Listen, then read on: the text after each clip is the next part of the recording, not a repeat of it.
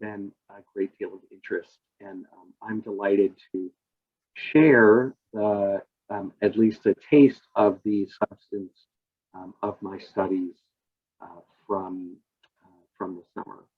So one thing which I will do is I'm going to take a moment and put into the chat. You just need to find it uh, in my folder, but I want to put into the chat a document that I will then go ahead and share. Also, I'm going to share my screen. And this document was put together by Rabbi Lauren Birkin. Lauren is extraordinary in many, many ways. There, I've just put the document in the chat now. And Susan, that is a wonderful offer. Susan, you offered if more people join, would you like me to continue to share the document for new arrivals? That would be fantastic. What a great help. Thanks for offering that. So Lauren runs the Rabbinic Leadership Initiative. I'm in the 7th cohort of the Rabbinic Leadership Initiative. Our friend and teacher, Rabbi Sager of blessed memory, was in the first cohort of this wonderful program. Brings together in our cohort 28 rabbis, 3 from Israel, 25 from the United States and Canada, to go through a curriculum of learning with faculty from the Hartman Institute. The first year we focused on peoplehood. The second year we focused on faith. This third year our curriculum will focus on ethics. And each summer having the opportunity to come together with not just 28, but actually 100 or so rabbis at the Hartman Institute to focus on a particular theme. The theme that we focused on this summer was a question, why Zionism? And each of the 8 different scholars with whom, I mean, there were many other scholars, but in the main lectures, each of the 8 scholars made a presentation as their way of answering this question. Why Zionism? What is the relevance of Zionism for not only people in Israel, but for the American Jewish community and for Jews around the world? And I want to, what Lauren did so beautifully is she put together a succinct summary of each of these approaches. I would like to spend today giving you a succinct summary of each of these approaches, talking through each one, and taking some time for you to ask questions and for us to talk about each of these approaches. So that is the program for today. Again, Cheryl, great to see you. And I just want to invite everybody one more time. Gordon, they're great, joining us from New York. Glad you can. It's always just wonderful to see people's faces rather than the blank screen. So appreciate that.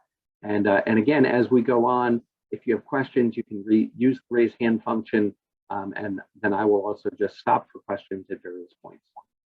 So the first scholar who we heard from is Dr. Alana Stein-Hain. She is the head of faculty for Shalom Hartman Institute in America.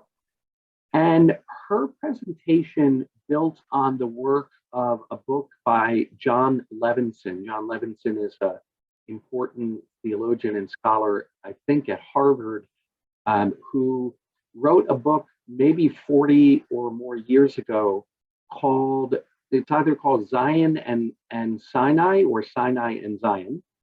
And what he demonstrates in the book that I do commend to you, what he demonstrates is that the Jewish tradition, as you look through the Torah and you look through the specifically through the Bible, but even more broadly, that the Jewish tradition really has one covenant, but that has 2 different emphases, or maybe 2 different covenants that complement each other. And he says that the first covenant is what's called Brit Sinai, and that the significant things about this Brit, about this covenant between God and the Jewish people, is that it takes place, it is made in specifically and purposely in no person's land. So the Sinai Peninsula is now controlled by the state of Egypt. At one point, it was controlled by the state of Israel. But in the biblical mind, the Sinai Peninsula was the wilderness. It was ownerless property. It was not a place that was owned by any particular person. And the substance of that covenant was what, the word here is otherworldly. I think what is meant by that is the burning bush, with, burns but is not consumed, is sort of miraculous. God's voice speaks from a mountain. There is thunder and lightning, and over and over and over again, and this is emphasized especially in the book of Deuteronomy by Moses, when Moses describes what happened at Sinai, he says, you did not see anything. There may have been thunder, there may have been lightning, but you did not see God's image. You did not see, any presence of God, and therefore, you sort of have this invisible God that it is up to you to picture in your imagination. And the other element of this covenant that's emphasized over and over and over again is that this is a conditional covenant. Moses says over and over again, if you listen to my laws, then I will bless you. For example, the second paragraph of Shema, I will bless the land with rain. And if you don't listen to my laws, then I will curse you. The rain will not fall. And then ultimately, if you don't listen to my laws, the way that the curse really concludes is through exile. So there's a very conditional nature to this covenant. If you listen to my laws, you will stay in the land, you'll be prosperous in the land, God will defeat your enemies, and you'll have peace and quiet. And if you don't listen to my laws, then enemies are going to surround you, you are going to be killed, you're going to be massacred, and ultimately you're going to be exiled from the land. That's the nature of Brit Sinai. Brit Zion, right, the covenant of Zion, is very different. And the first place we see this is when God appears to Abraham and says, I want you,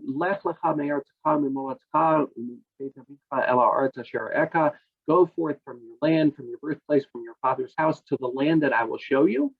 And when you go there, right, I'm going to make of you a new people, and I'm giving you this land. And it's not nobody's land, it's specifically your land. And it did belong to some other people. It belonged to Canaanite nations. And they have names, the Hittites, the Jebusites, all these nations. And I'm taking it away from them and I'm giving it to you. And specifically, get up, go, walk around, see this land.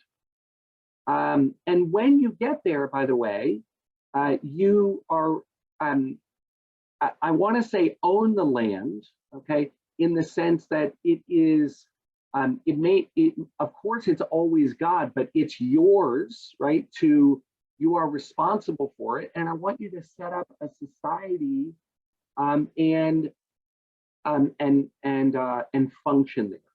And in this, the other sort of element of this is that God, in this covenant, ultimately God says to Abraham, okay, I'm sending you to the land, and I'm going to, yes, you're going to have to do the fighting, but ultimately you're going to win. I'm going to make sure that you win, and it's my responsibility. I'll make sure that you get there. And the other nature of this covenant is that it's unconditional. And what I mean by that is, even though Brit Sinai threatens exile, the covenant of Zion ultimately always promises that the Jewish people will have the opportunity to return to the land of Israel and try again. In other words, God is never going to give up on the Jewish people and exile us permanently. By the way, this is where Judaism, sort of departed from Christianity, where Christianity starts a new covenant based upon the idea that the old one is no longer operative. And Jews have insisted, no, right, that God, that the Old Testament is not an Old Testament because we don't believe that there's a new one. We don't think that God gave up on us. And we're very patient. And, by the way, now we've returned. And the final piece of this is Alana Steinhain. Her theory is that American Jews live primarily in Brit Sinai. American Jews live primarily in where God is invisible, where there's no particular place which is holy, but rather holy space is something that we create by building synagogues and by sort of setting aside holy space. And we very much, the other piece of this, the conditional nature of the covenant means that upholding the morals and sort of living up to that charge to be a holy nation is sort of the primary way in which American Jews experience the covenant. Whereas Israeli Jews, she says, live primarily in Brit Zion, where there is where you very much can touch and walk around the land of Israel, where you feel a sense of, unconditional, this is ours, and that, and that there's, our responsibility is things that have to do with politics and society, rather than sort of primarily our relationship with God. And the question that she asks is, look, we need to bring either one of these visions of Jewish life, either one of these covenants without the other is incomplete, and that the Jewish people need and are bound both by Brit Zion and Brit Sinai. And the question that she poses is, how can we bring those covenants together? And for us, what is the place of Brit Zion in 21st century North American Jewish life? And what the question that's not here, but also what is the place of Brit Sinai for Israeli Jews in the 21st century? So I think that's a framework that I think I find helpful, and it's just a way of thinking about it. Again, her approach is sort of through covenantal theology. The second person who I want to review is Michal Biton. Michal Biton, I think, is one of the most important scholars, younger scholars in American Jewish life today. She is the first scholar to really do sociological research on American Sephardic Jews. Most of the sociology of the American Jewish community was primarily or even exclusively focused on the Ashkenaz Jewish community. Ashkenaz Jews are the majority, but there is a significant Sephardic Jewish community. There's obviously a significant Persian Jewish community, and she's done a lot of work on that. What she did in her presentation is introduce a term called ne'emanut. Ne'emanut is from the same root as emunah, which means faith. In this context, it means faithfulness. And her assertion is, I'm going to skip to the second bullet point, is that ne'emanut, faithfulness, is a Jewish value and should be part of our moral vocabulary, and that relationships are morally significant. She brought a very interesting, those of you who studied with me at Tisha B'Av may remember this, brought a very interesting teaching from, I think it was Alison McIntyre, who demonstrated that a lot of times in this particular experiment, when somebody was asked to explain, to sort of deal with a particular situation, the higher level was given to somebody who could, assess, okay, the value of life is here and this value is second. Whereas in this case, it was a girl, sort of had a look at the situation and really assessed it from, okay, but what if this damages relationships? And that was seen as sort of a less evolved way of looking at things. And she says, no, having relationships is a morally significant thing. It is part of what it means to be a good person. It's part of what it means to be a good Jew. We should, moral value, relationships are obligating. And her assertion is that a commitment to Israel is about a relationship to Jews of the past and the present. And I think the way I would describe this is that, of course, the state of Israel is a secular nation state, but just by virtue of the fact that at this point, 50%, around 50% of Jews in the world live in the state of Israel and are protected by the state of Israel, means that we are morally obligated to the well-being of the state of Israel. And that doesn't mean that we're prohibited from critique, et cetera, but the ground of her, I think her answer why Zionism would come to, would be answered by, we have an obligatory relationship to the Jews who live in the state of Israel, and that that relationship is morally binding upon us. Tal Becker, and I'll take a stop after Tal Becker. Tal Becker is an extraordinary thinker. He is a scholar of international law. When the Abraham Accords were being drafted, he was the person who said, I don't know if you can imagine this, he was the person who sat down in his computer, opened up a Microsoft Word document, and did the first draft of the Abraham Accords.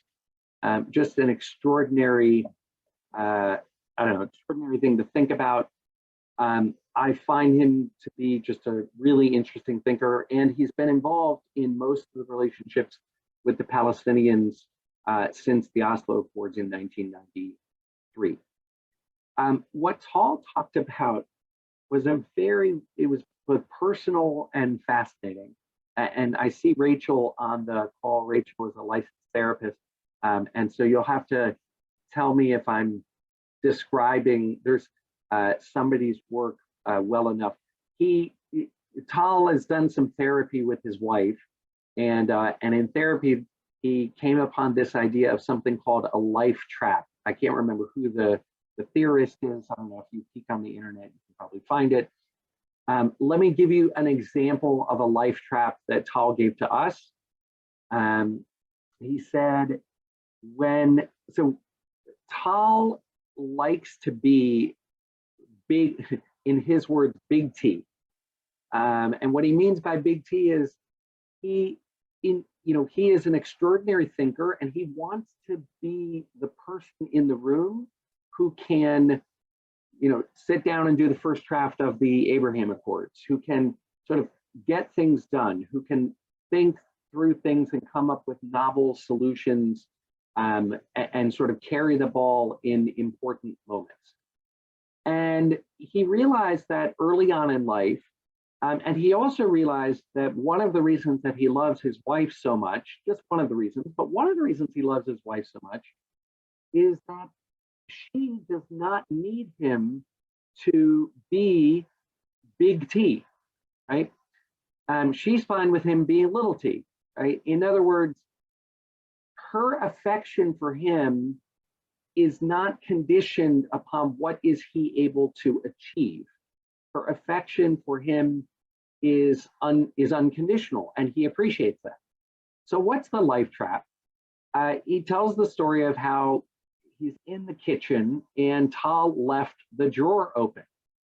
And, we all have things, that we do that may annoy somebody else. And he left the drawer open, and his wife said, "Hey, Tal, would you please close the drawer?"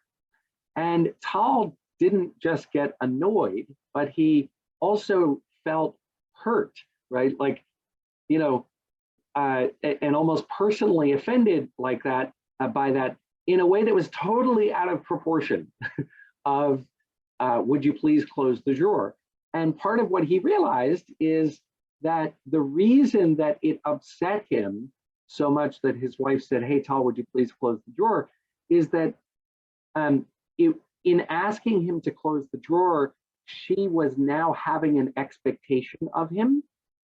And in having an expectation of him, that was registering as maybe she loves me less because she's the person in my life who doesn't have any expectations of me.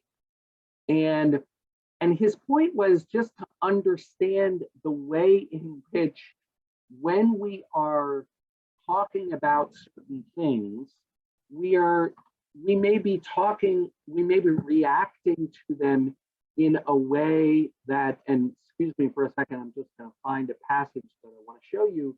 We may be reacting to them in a way that is out of proportion, because what we're talking about is not what we're talking about. Okay. So with that framework, what Tal shared is the following possibility. He said, maybe Israel is the place for the Jewish people to heal from our life trap. Okay. And what is our life trap? He says the life trap of the Jewish people is our inherited confusion over the essence of humanity, right? Or maybe the essence of our Judaism. And what is our confusion? The confusion is, should we be powerful or should we be powerless? Is it better to be powerful? Is that our role? Or is our role to be powerless? What does he mean by that? I'll give you a couple of examples. One of them is from the Bible itself, from Genesis 1.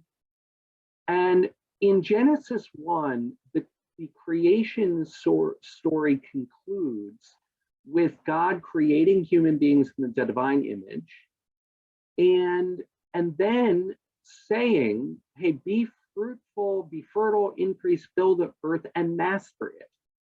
And what's happening in that moment, and by the way, most scholars of the ancient Near East affirm this reading of Genesis 1. Okay? What's happening when God creates us in the divine image is, if you are powerful, it's not that you have a lot to do. Real power is having other people do things for you. Okay, that's what power is. And what God does is God creates the whole world and then says, hey, human beings, you're now my viceroy. I'm God, and I've made you my demigod or my mini god or my viceroy over the world. And so when God says be fertile and increase and fill the earth and master it, what God is saying is, I'm putting you in charge of everything that I've just created. Well, that sounds really powerful, right? Human beings are supposed to exert power and sovereignty over the world. And then we have Genesis 2, right? And Genesis 2, God says, I'm placing you in the garden and, eat eat from everything except one thing. And we know the story of what happened. They eat from one thing, and God says, "What are you doing? Right? You disobeyed me. And you're cursed, and I'm exiling you from the garden." Right? And so Tal would say, we got caught with whiplash. Wait a minute. Are we supposed to be Genesis 1? Are we supposed to be God's viceroy, in which case we can do whatever we want, or it's our job? Or is it our job to listen to what God says, right? Listen over and over again. That's your job, is just to listen to what it is that God says. And when you think about this in the context of Israel, he brings a fascinating example that I had never really seen in this way in the Bible before, from later on in the book of Genesis. So remember, God says to Abraham, "Go forth from the land, okay, and I'm going to give you this land," right? And you remember, Lot, who went with Abraham, also had flocks and herds and tents. And what happened? The land couldn't support them, right? And there was quarreling between Abraham's cattle and Lot's cattle. And so what does Avram do at this point, right? He says, "Hey, let there be no strife between you and me and my herders. We're kin. Is not the whole land before us? Let us separate. I'll go south if you, and I'll go north if you go south. If you go south, I'll go north," right? And Lot chooses for him, right? And Avram essentially says, "You can have part of the land. No problem. I'm happy to be generous. In other words, I'm happy to be powerless over that part of the land. You take it." And what's very interesting is I'd never seen this before, but when God does that, when Avram does that, what is the very next thing that happens? Look at verse 14. "And Adonai said to Avram, after Lot had parted from him, raise your eyes and look out from where you are to the north and south." Okay, remember, Avram had said, "Hey, if you go north, I'll go south. If you go south, I'll go north." And God says, "Look to the north and the south and the east and the west." And what I want you to do is to entertain the possibility of hearing verse 15 with the following emphasis. "For I give all the land that you see to you and your offspring, all the land to you and your offspring. I will make your offspring as the dust of the earth. Up, walk about the land through its length and breadth, for I give it to you." So why does, according to Tal Becker, why does God appear at that moment, right? He's not coming to say, "Hey, thanks a lot for giving half of the land to Lot," right? "Good job, buddy, way to be, No, God is coming along and saying, "What are you doing? I'm giving you the land. It's yours. It's not somebody else's. It's not Lot. Don't share this. I'm giving you the land," right? And so Avram is going, "Wait a minute. I thought I was supposed to be nice. If there's a deal, I'm supposed to give something up." What Tal Becker says is that this question, these are examples, but he says that this question of should we be powerful or powerless has never been resolved. And the modern state of Israel is actually the place where we are working through this. He says that there were two fundamental responses to the Shoah. Zionism responded and said, this shows us the necessity of never again. We need to have a state. We need to be powerful, because without that, we're going to be killed. In other words, Genesis 1, this is God appearing to Avram after being generous to Lot and saying, "No, take the land. It's yours," right? And you got to hold on to it. He says, American Jewish theology more elevated the morality of powerlessness. And I think what he means by that is that the American Jewish community, primarily through the Shoah, has the lesson that we have learned is that happened to us, and we have to create a society in America where we make sure that that never happens, not only to us, but to anybody else. Okay?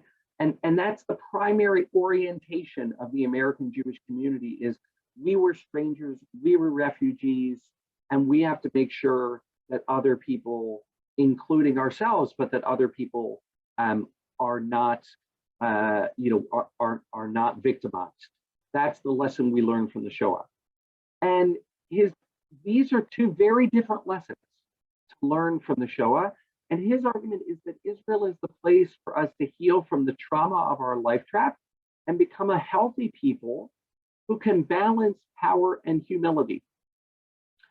In the relationship between the Jewish people and Israel, the Jewish people can become whole. In other words, American Jews, we can heal in some ways by realizing that it's not sinful for us to exercise power and care for ourselves. But also he says, and this is a really important approach that's going to echo in a few other approaches, he says, in this dynamic, the presence of the Palestinians is not a curse, but is actually a blessing, because the Jewish people need to learn how to balance our power and humility. This is something we've been struggling with for a long time. And the presence of the Palestinians in the land, and by Palestinians, I mean both Palestinians in the West Bank, Gaza to some extent also, and also Arab Israelis who understand themselves as Palestinians, but live within Green Line Israel, right? Israel's challenge is to build a society that balances sovereignty and Jewish sovereignty, and also humility and the uplifting of those who have less.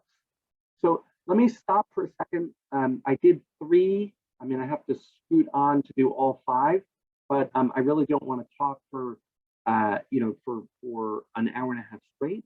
And I would love to hear just any questions or reactions to the 3 approaches that I've raised so far.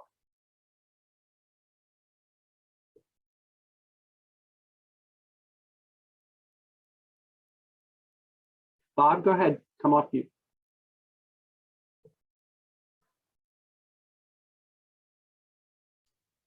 I was thinking about this issue of power, and I'm thinking we don't have very many models. At least I don't have very many good models of this kind of balance.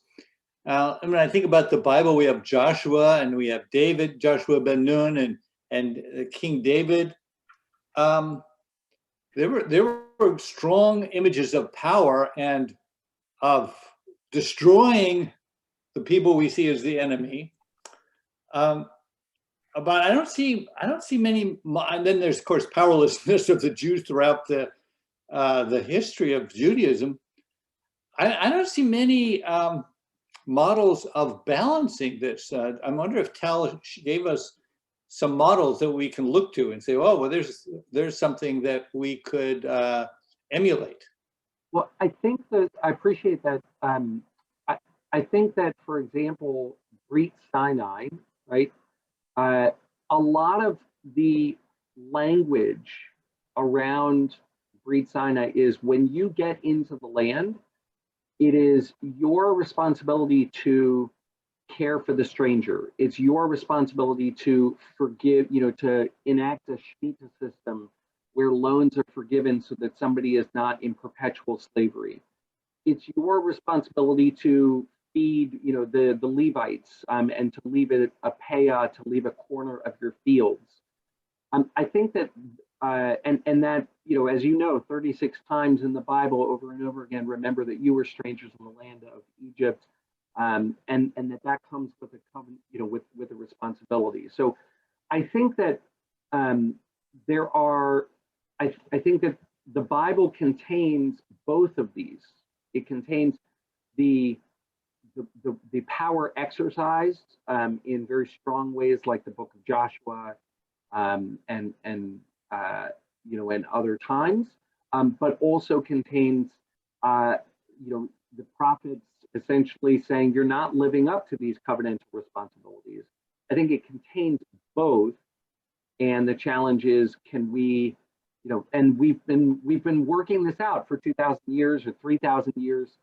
Can we do it in the modern state of Israel?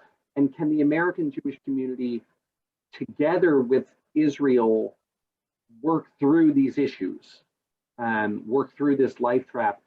I think that the American Jewish community struggles. I think that we do have a very deep sense of commitment to others. I worry sometimes that we don't stand up for ourselves, and that there are ways in which we struggle with the relationship to Israel because Israel makes us uncomfortable. But can we learn to see the importance of what Israel offers us as well? I'll just segue to one other thing, which is in next Tuesday, I'm going to be doing a presentation about my experience in Hebron. Okay, and Hebron is a very, very, very complicated place, but it's one of many places. You don't even need to go to Hebron. Take the Western Wall in Jerusalem. When without the state of Israel, and even without winning the war in 1967, Jews had no access to the Western Wall between 48 and 67. And not only that, but the Jewish quarter of the old city was desecrated. Gravestones used as paving stones. There are ways in which the state of Israel lifts up the dignity of the Jewish people. Why is it that we should not have access to the Western Wall? Why is that fair? Why is that just? Right. So I think that the Jewish community, the American Jewish community, struggles sometimes with the state of Israel, with that power that is exerted. And what we are being lifted up with a little bit is, hey, what can we learn from that? Right? In what ways do we need to have our dignity lifted up? And how can Israel learn from the American Jewish community, right? As well. So let me go on to Masua Sagiv. Masua is another wonderful and important young scholar. She is currently spending 2 years in the Bay Area, both as a fellow for the Hartman Institute, teaching the Hartman curriculum and teaching about Israel in the Bay Area, and also on the faculty of the Bolt Law School, specializing in international law. And her assertion is that the model of Israel as a Jewish and democratic state has failed. That is her thesis. What she means by that is, and I guess the best example I can give is, I'll give two examples. Number one, when an Arab Israeli hears Hatikva, the words of Israel's national anthem, which say, that the Jewish heart still beats, the Arab Israeli essentially says, I'm not an equal citizen. You can say it all you want, but the national anthem is about this being a Jewish state. And, when you have a national anthem that's about a Jewish state, then I'm not equal. I'm not part of that story. On a more concrete level, you can point to, there are many achievements of the Arab Israeli community, but there are obvious disparities between the Arab community and the Jewish community in Israel. There are disparities in infrastructure. There are disparities in public services, disparities in the quality of education. You can, a lot of people will say, but what if, look at the rest of the Middle East, Arab Israelis have it good.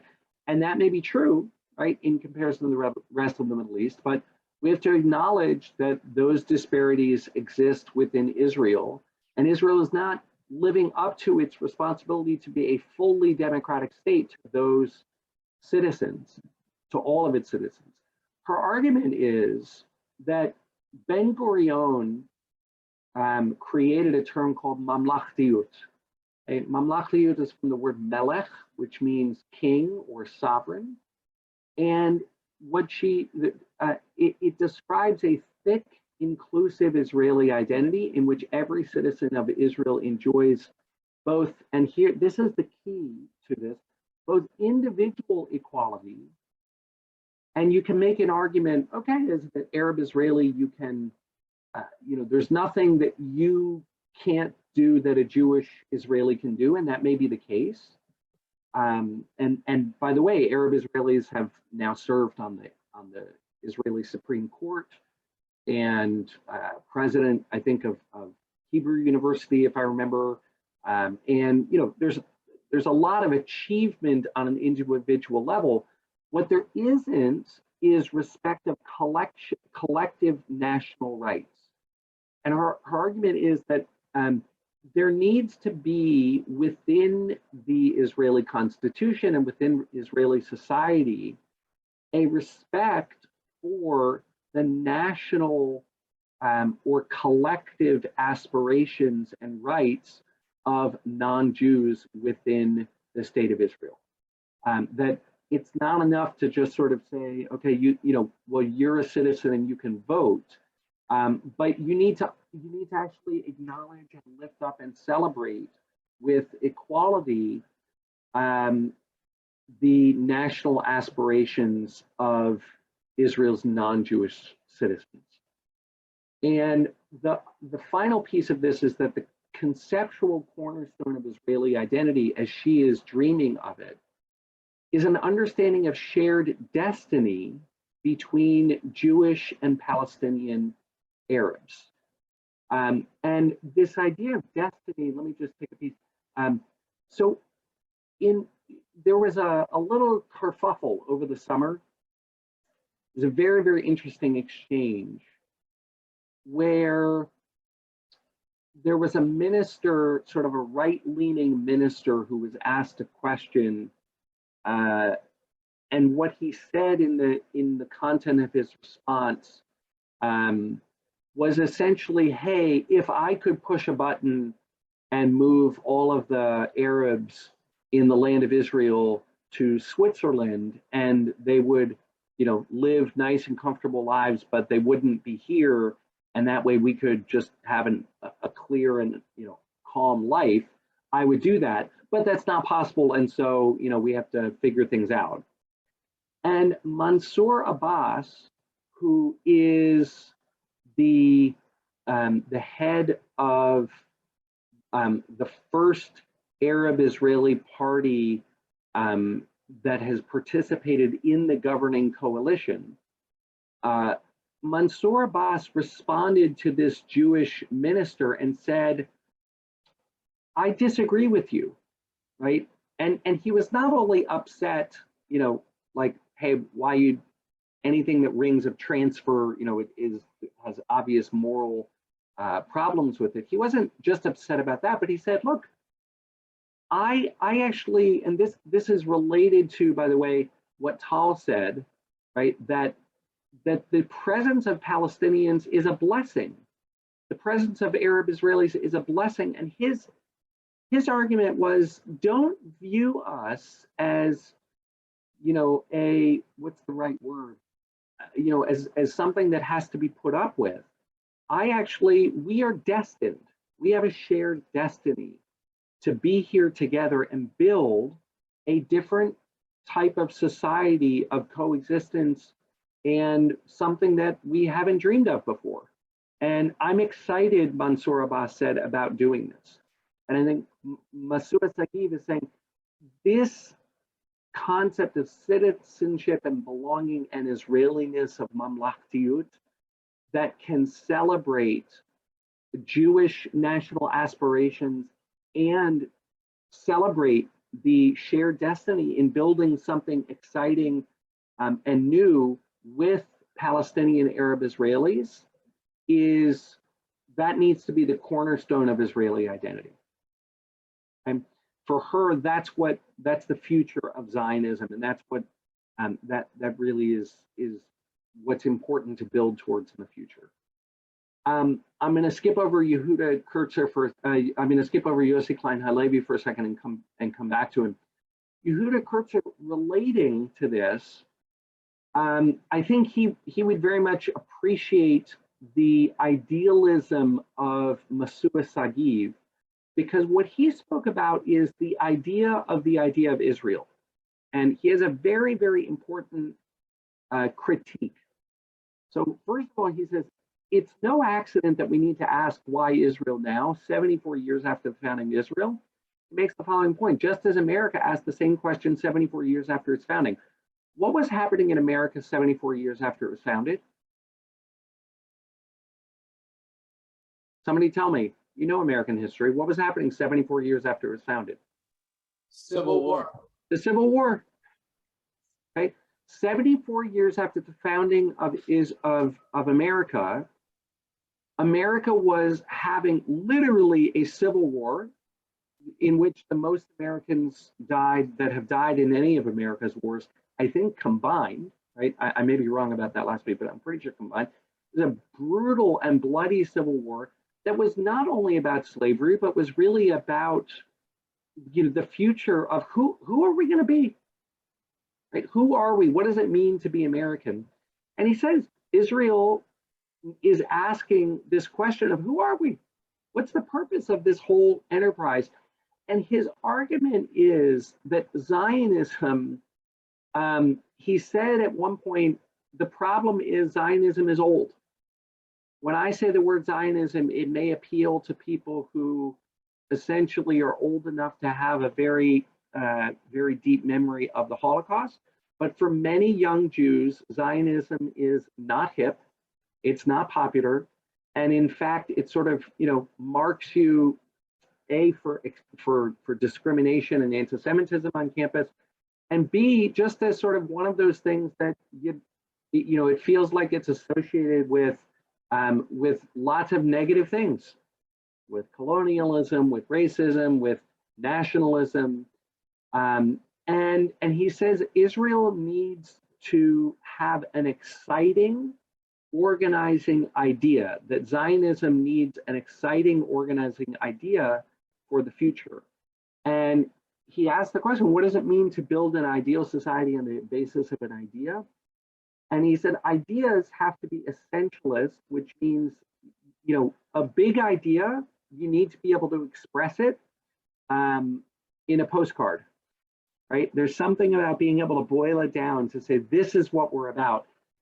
They need to live in history, meaning it can't be so pie in the sky that it has nothing relevant to say about who we are.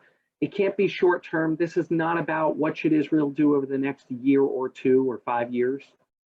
And he says it can't be bullshit, right? In other words, this cannot be some sort of propaganda or hasbara exercise. And for Yehuda, his argument is that Zionism is a project of the Jewish people's collective imaginary. The idea of dreaming should be the organizing principle of Zionism, right? And then the question becomes, we have to think about what is the dream, right? And I think he would say, maybe Masua Sagiv is onto something here, right? That maybe the Abraham Accords, very, very interesting to watch the way in which Ramadan was celebrated in the state of Israel this past year as compared to 10 years ago, where a Jewish state actually celebrates quite publicly a Muslim holiday and sort of makes space for that, and without seeing it as threatening. Maybe she's onto something there, but if that's not it, we got to figure out what's this idea, right? To me, like another very exciting person and idea is Yossi Abramowitz, who runs a company called Energia that is essentially bringing solar power to sub-Saharan Africa, right? The idea of Israel as part of its Jewish mission being a leader, not just in, security software that you can use to hack into foreign governments, but being a leader in agriculture, a leader in water usage, a leader in saving the environment, in bringing sub-Saharan Africa affordable electricity on an ongoing basis. Those are very exciting ideas. Maybe, and I actually think, by the way, that it was part of Herzl's Alta Neuland, the part of his vision was that but Yehuda Kurtz said we got to think about that. Right? This is very, very important. Three more. Okay, so Yossi Klein Halevi, those of you who were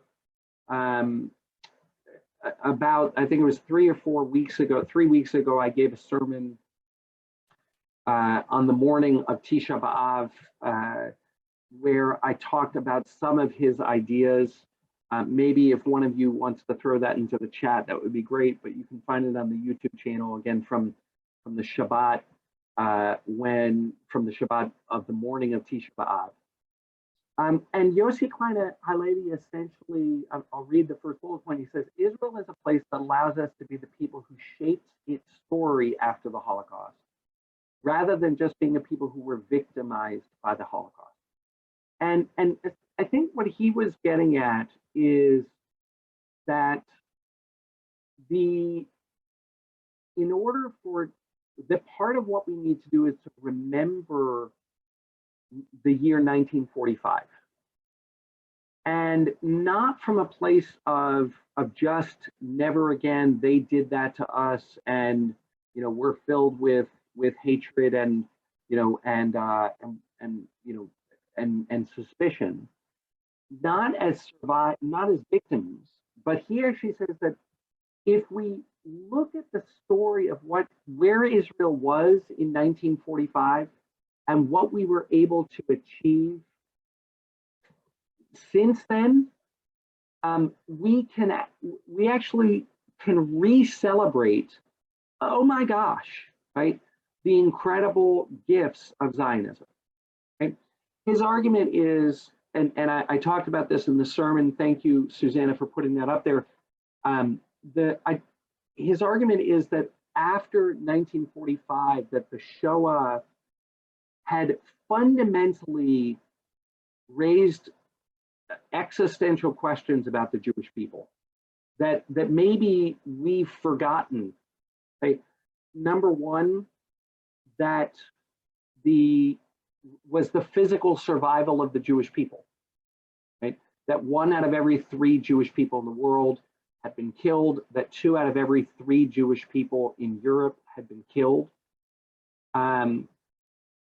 It is true that 500,000 American Jews fought for the American army. So the idea that Jews were able to take up arms, we understood that about ourselves, but it wasn't clear. The fact that 500,000 Jews fought in America didn't save the Jewish people from the Shoah. And we were left with the fundamental question of, are we actually a people who are constitutionally able to defend ourselves? Is it possible for the Jewish people to defend ourselves or not? He also raises most Jews after the Holocaust had given up, or, I don't think we've ever fully resolved this. The Jewish story, one of the radical things about the Jewish story is that God is not just the creator of the world, but that God participates in history, and not just participates in history, but it participates in history on behalf of the Jewish people. Our narrative is God cares for the Jewish people.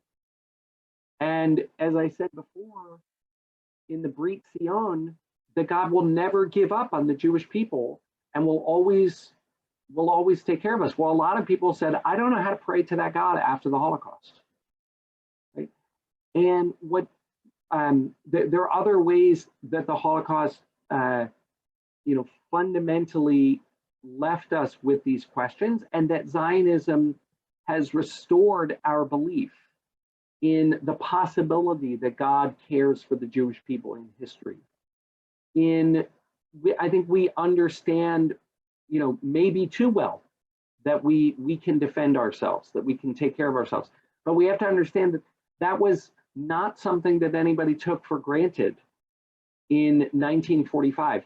Another thing that was up for grabs is is the world constitutionally unable to accept, particularly the Western world, to accept Jews as Jews? After 1945, we were, not clear, right? Most Jews said, no, the Western world will never accept Jews. That's what we learned from the Holocaust.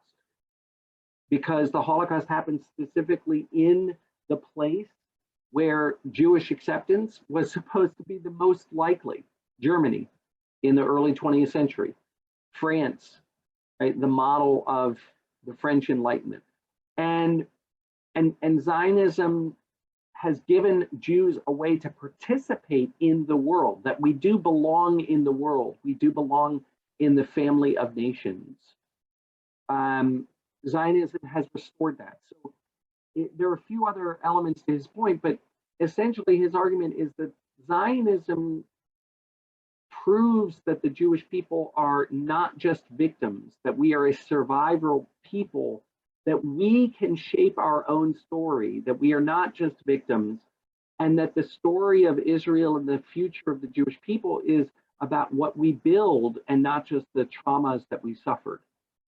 Right? So, Tal Becker might say we're working that out, right? And Yossi Klein Halevi would say, yes, we are working that out, but what part of what we're working out is by having a place of our own, we're showing ourselves that we are not defined by the traumas that we suffered in the past.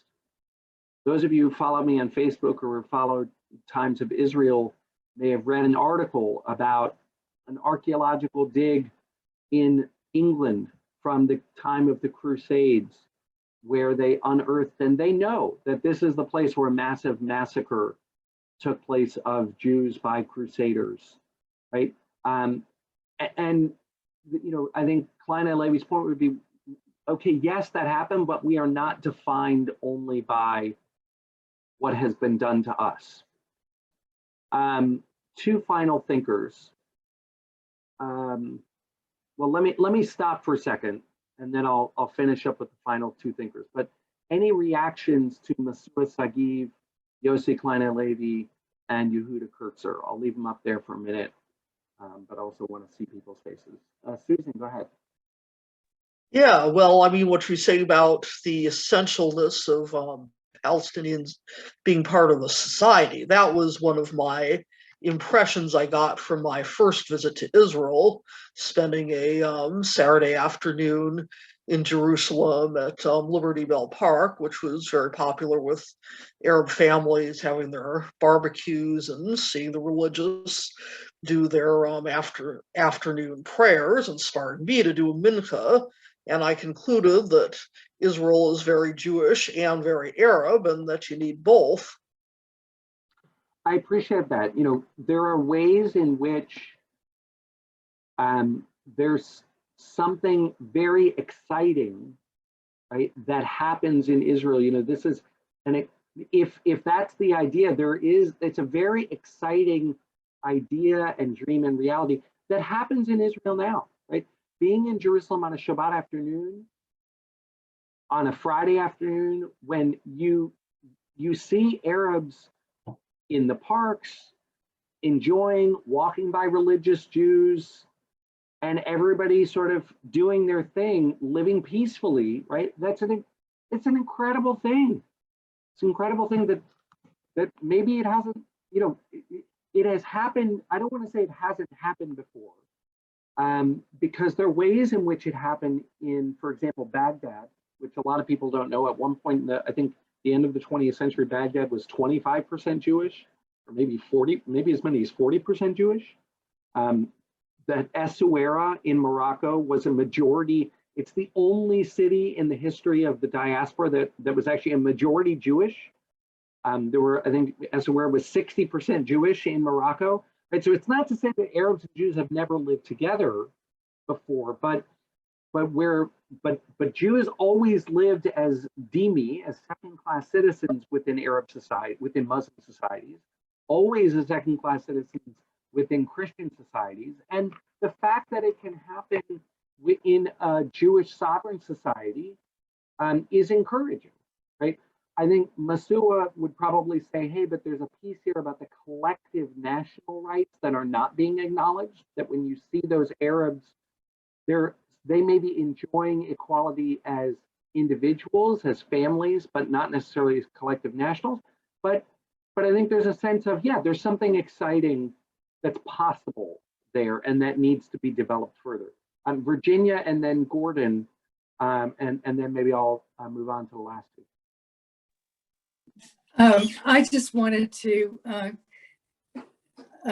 point out how powerful Yossi Klein Halevi's presentation was, and I shared a link to all these in the chat. But he characterized the Shoah as an anti-Sinai, and which had to do with the intilism, the final solution, had not only to do with the elimination of the Jewish people, but also of the Jewish God. And that in some sense, Israel restores the God of history.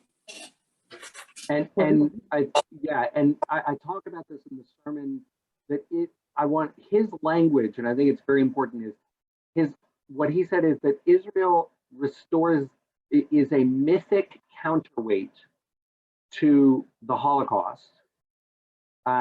That in the Holocaust, and he gives a very, very compelling presentation that I developed a little bit in the sermon, that the Nazis' own idea was to destroy the God of Israel.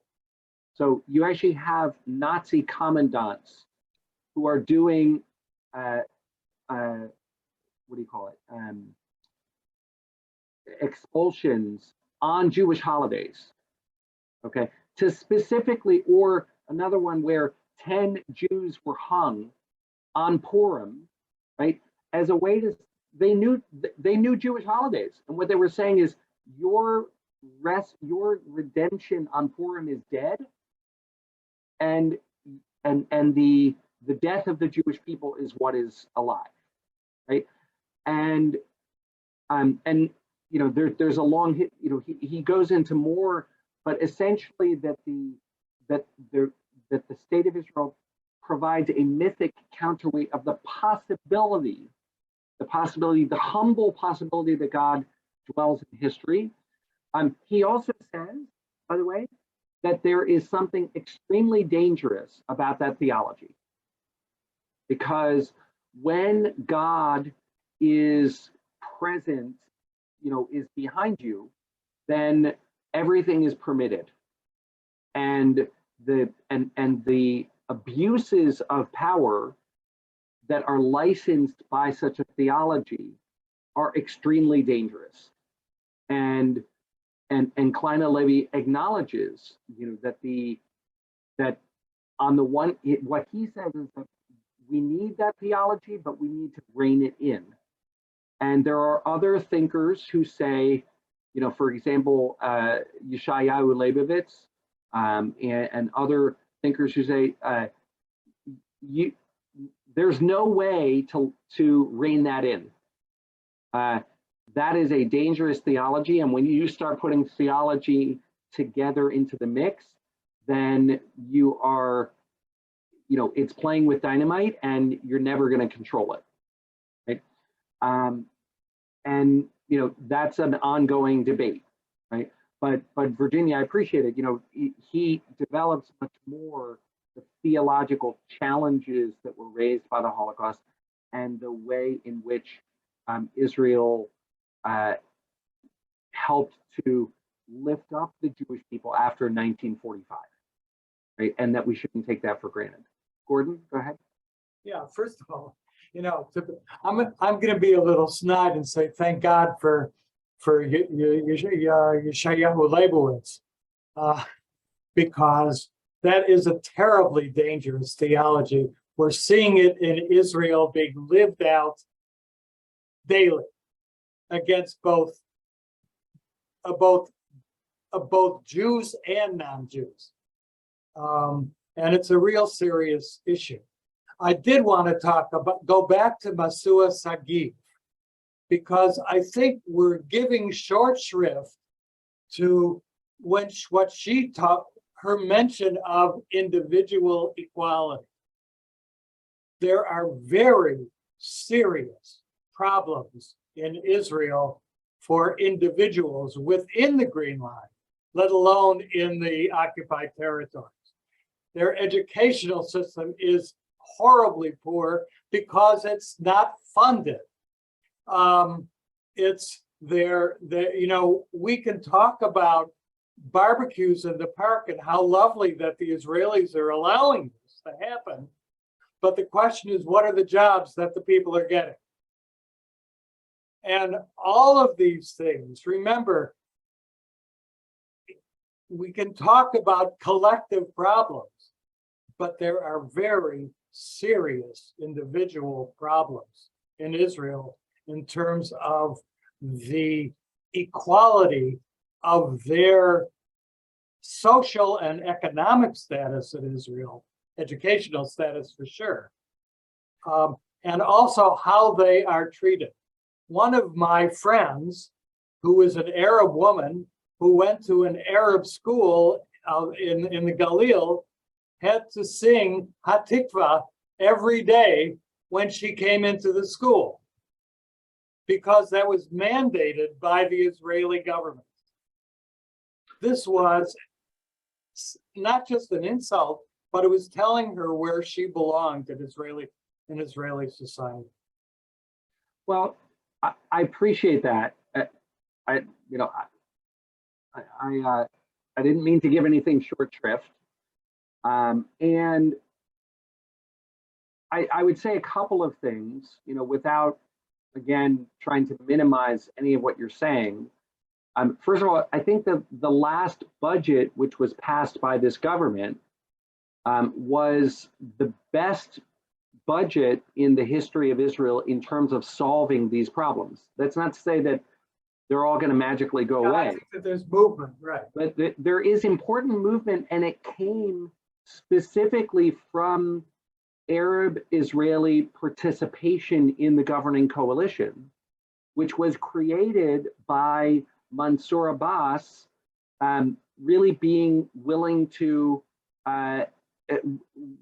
acknowledge Jewish national aspirations. So I think, that's sort of one piece. The second piece I would say is, and here I'm remarking about this because we are American Jews, and part of what this is about is the relationship between American Jews and between American Jews and the Israeli Jewish community. And Gordon, I hear everything that you're saying, and I don't think that Israel is any better in those terms, or really any worse than the United States. In other words, you're absolutely right that there's difference in infrastructure, that the educational system is different. By the way, there is a lot of achievement in the fields of medicine as pharmacists, and in technical fields. There's a lot of participation of Arabs in the high-tech industry and in Israeli universities. But is it fixed? Is it ideal? Is it right? Absolutely not. Absolutely not. The only thing I would add is, but Israel in that way is a country like any other country. And America, as American Jews, we live in America. I can show you infrastructure problems by driving over to East Durham. I can show you problems of racism. I can show you problems of economic disparity. I just think that it's important for American Jews to be able to acknowledge, yes, to see those criticisms and to see the problems, but also to see the successes and to evaluate them in a way that's reflective of Israel not being a sort of a Disneyland, but of being a real place, like the real place that we live in, which fall short of our ideals, right? America has fallen short of its ideals. Israel has fallen short of its ideals, and it's a work in progress. It's a work in progress. I hope so. When I hear it, I keep on thinking, just as we should not be complacent about what's going on in the United States, we, as the Jewish state, as Zionists, we shouldn't be complacent about what's going on in Israel. Absolutely, absolutely. Nothing. I don't think anybody would disagree with that. And it's just a matter of knowing or balancing. There's a great. I'm not going to remember it. It's a great thing, I think, from the Simpsons, where somebody shows up and says, I'm not going to get it right now, but anyways, just the idea of being, we should be able to, as you said, we need to create an American Jewish discourse that can hear those criticisms and voice those criticisms, and that's not anti-Semitic, and that it's not against the state of Israel, that precisely it's part of our Zionism. And we need to be able to acknowledge, I think that when we give those criticisms, we also have to give it with the perspective, with humility, because, don't cast stone in glass houses, throw stones in glass houses. It's not like America is, can. It certainly isn't Gan Eden, right? Yeah, no, it's not Gan Eden. It's not Gan Eden. And again, Israel is 74 years old, and we should be able to celebrate successes and critiques, right? That are legitimate. Let me do the last two. I just want to make one thank you to Hartman, and that is that I think that Hartman has gone out of its way, more than I think any other institution in Israel, to think about the creation of a serious dialogue with diaspora Jewry. And they've done some wonderful stuff, and I think we ought to acknowledge that and encourage more and more and more. I appreciate that. It's one of the reasons that I feel very lucky to study there. And I think that they are deeply worried about the fraying and diminishing of the relationship between the American Jewish community and Israel. And they've invested tremendous resources in trying to cultivate that relationship, not as a, not merely as a mechanism for lobbying on Capitol Hill, but really, to go back to Michal Biton's point, because that relationship is a moral value. It's important, and that we need to cultivate that relationship within our own communities. So Daniel Hartman, I think related to Tal Becker, argues that he goes back to that Genesis 1 and says that part of what it means to be a full human being is to exercise power. This is something that Zionism historically really was trying to change. The critique of the early Zionists was that there was an essential element of our humanity which was lacking because there was no place where we were sovereign. There was no, that sovereignty is about responsibility, and responsibility and power are part of what it means to be full human beings. And that Zionism gives us the opportunity to, to be full human beings, and that power can be abused, and our greatest strength can beget our greatest weakness. And he says we can only embrace power if we recognize that inherent to the human condition is the ability to fall.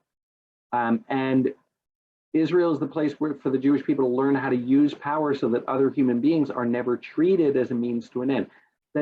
That precisely the power that exists in Israel is our greatest challenge. As part of his session, he said something very important. The word Nakba is how it means catastrophe. It's how Arab Israelis and Palestinians understand the creation of the state of Israel. And he said, look, that word often is mobilized in ways that are unfair and need to give us pause. But there's nothing, first of all, we should be able to say the word, and we should be able to say, to acknowledge that, you know what? Part of exercising power and winning means that somebody else suffers and somebody else loses. And let's all be grown-ups and be able to talk about that.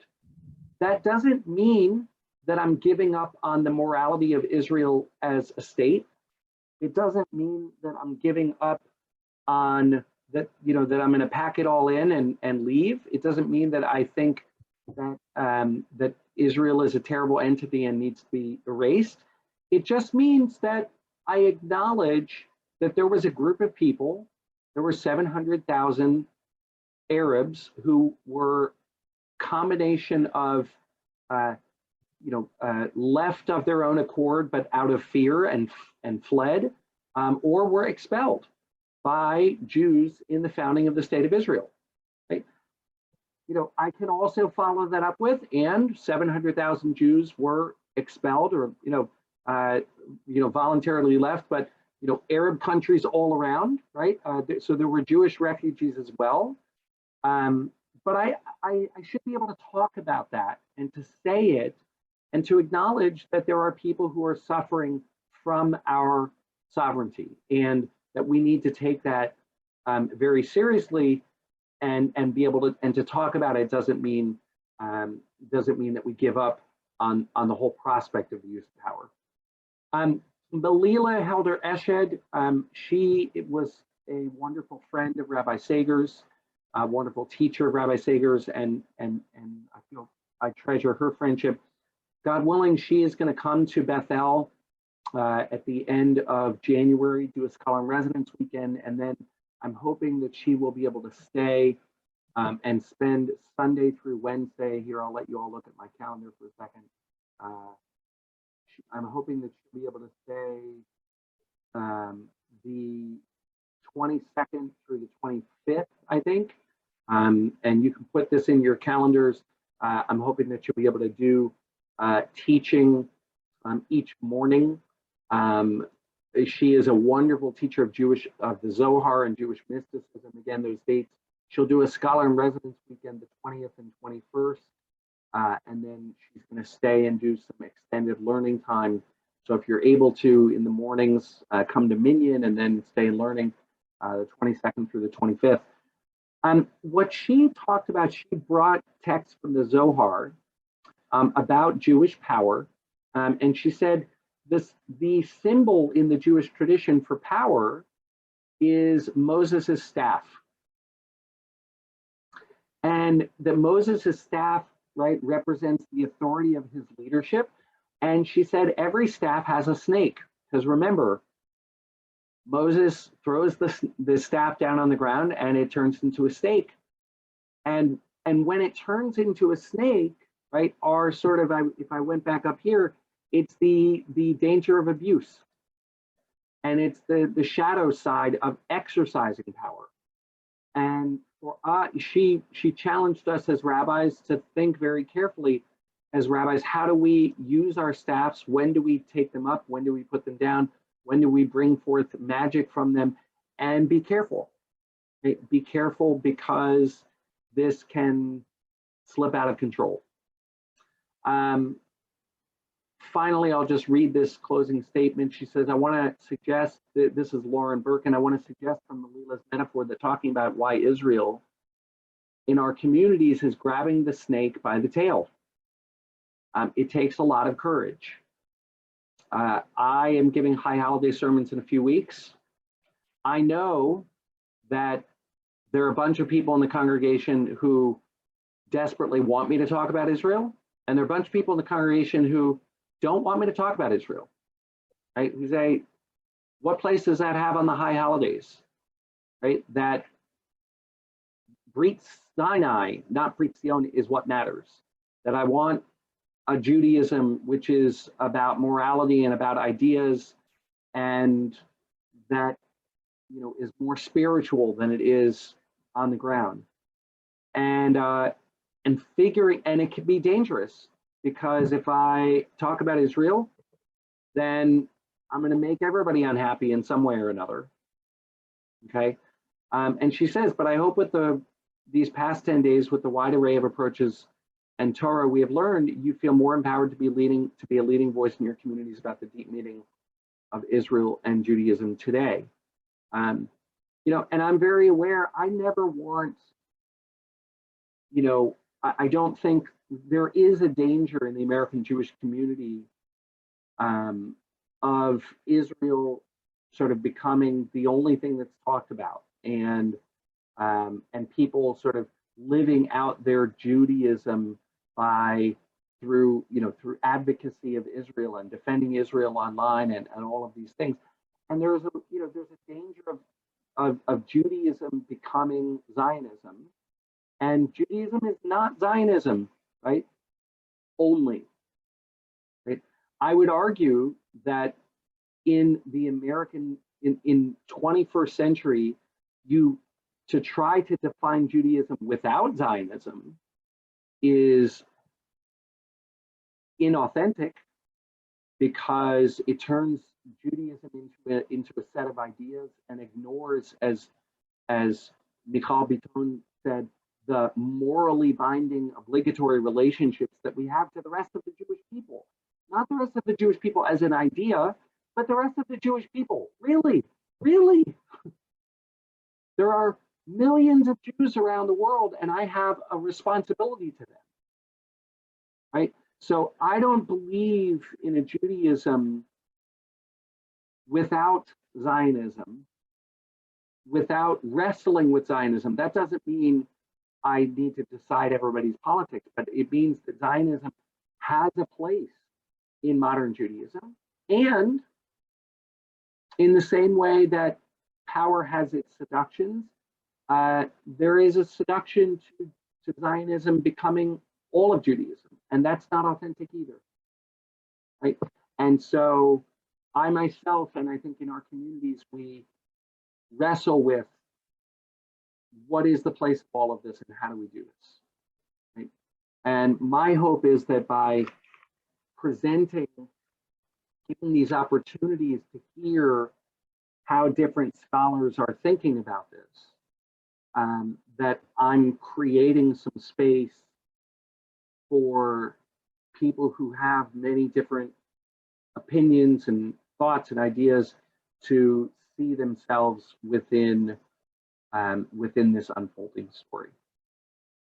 Final thoughts, questions, reactions? I don't know. Thank you so much. That was really great. And I think Really was. I think a presentation of like you did, of the array of views is like the best takeaway that the Hartman program could have expected. And I guess I'm just wondering for myself whether it's naive to think, because I feel like I need all these views. I wonder if if there are some that are absolutely so contradictory that they cannot be thought together, or how thinking of them together is helpful toward what we want in the end, which is a good movement forward. I guess that's the most I could say. Who was the poet who said we contain multitudes? That's Whitman. Okay. Do I contradict myself? Okay, so I contradict myself. Yeah, absolutely. Yeah. Right? The consistency is the hobgoblin. Yeah. Right. My hope is, first of all, I hope you share this teaching. For those of you who are listening, we're going to record this. I hope that you share this with others who you think are struggling with this. And I hope that we can hold on to these things and more. I may do some teaching around this in the year to come. If you have not read in the Land of Israel by Amos Oz, right? I highly, highly commend it to you. And this is from 30 or 40 years ago, but it's essentially a beautifully written mosaic of very, very different opinions. And he said these opinions are not representative of, they're not average, they are just full voiced people, right? Speaking, saying many, many different things. I think we can do that. I think we must do that. And, you know, I'm trying to work to bring those forward, and I want to leave behind the voices that are screaming for that they are the only voices. Okay? That's my red line. Right? And by the way, there are people on the right and the left. Okay, there are people on the right who, you know, who cry anti-Semitism at everything, at every criticism of Israel, and there are people on the left who say anything that you say is normalizing the occupation and it's immoral, and the only thing to do is to condemn. And both of those, you know what? Hold on. Okay. I'm not interested in your trying to shut down voices. I'm interested in how many of these can you hear, right, together? You have to be able to hear.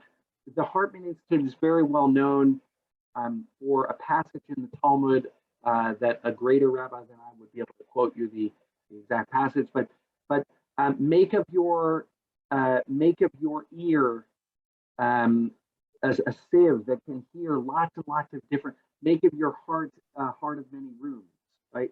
Be able to hold it right together. That's what I ask of people, you know, and I appreciate you coming along for the ride.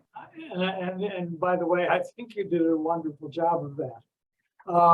And I was really taken by what you said at the end about high holidays and sermons. And I think that, I applaud you. It's a wonderful, I really do. It's a wonderful approach to community. It's a wonderful approach to living with other human beings, and especially in a period in which we today live, when people don't want to listen to each other anyway. So it's a wonderful thing, and I applaud you for that too. I appreciate it. I will say, just as a concluding thought, and then I'll stop the recording, but you know, we live in social media. We are driven by social media that is created and feeds off of people's desires to hear their opinions confirmed.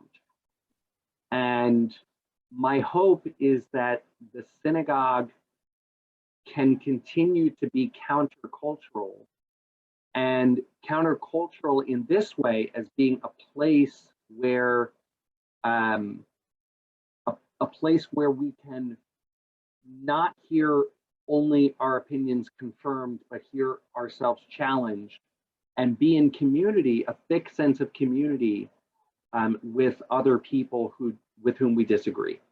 Yeah. That's my big hope. So thank you very much. I'm going to stop the recording. Thanks everybody for listening on the recording.